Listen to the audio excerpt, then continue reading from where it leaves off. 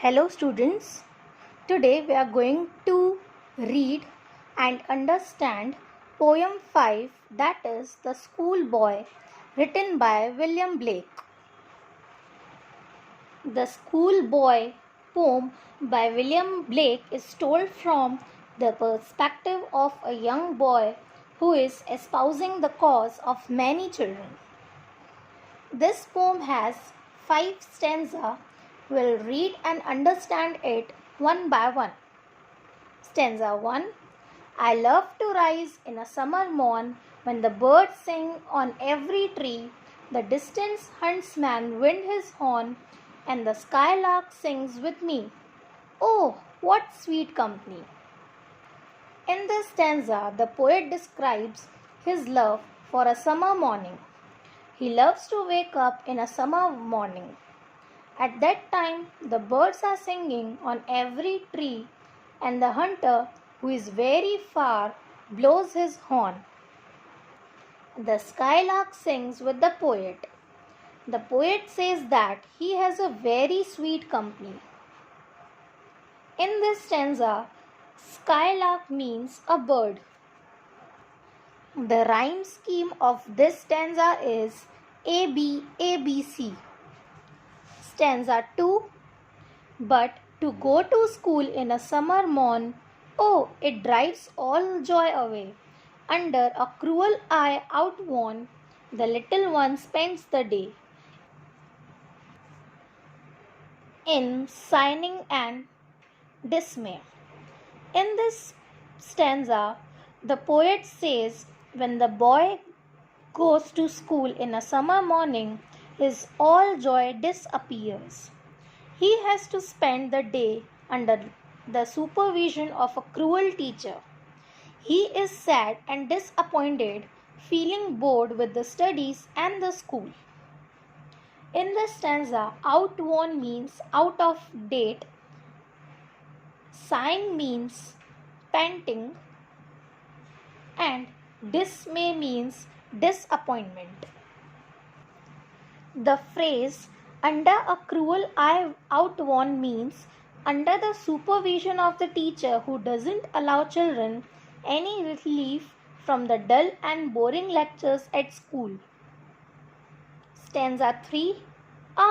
Then at times I drooping sit and send many an anxious hour, nor in my book can I take delight, nor sit in learning's bower, worn through with the dreary shower. In this stanza, the poet describes schoolboy bends exhaustively and takes a seat. He spends his day worriedly awaiting the end of the day. He does not find his books or studies interesting. The rainfall of words sounds dull and boring. In this stanza, drooping means limping, bower means grove, and dreary means boring. Stanza 4. How can the bird that is born for joy sit in a cage and sing? How can a child when fears annoy but droop his tender wing and forget his youthful spring? In this stanza, the schoolboy wants to ask how a bird born for happiness can stay in a cage and sing. The bird wants freedom, but the imprisonment curtails his freedom as well as happiness he is entitled to. Likewise, a child who is always scared forgets his childlike innocence and activities and drops down his wings of freedom and joy.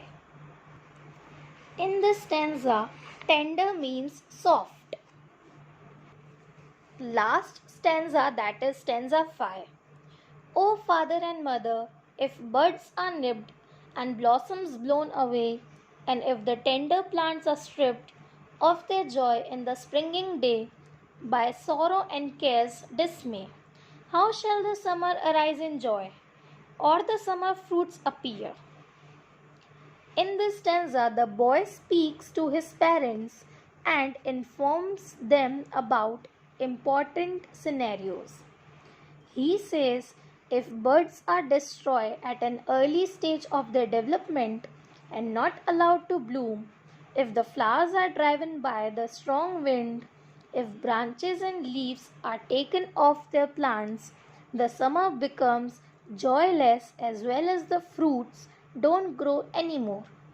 He wants to say if children are deprived of their childhood and innocence and dumped into the boring world of studies, their growth physical as well as mental gets affected. Here your poem gets over.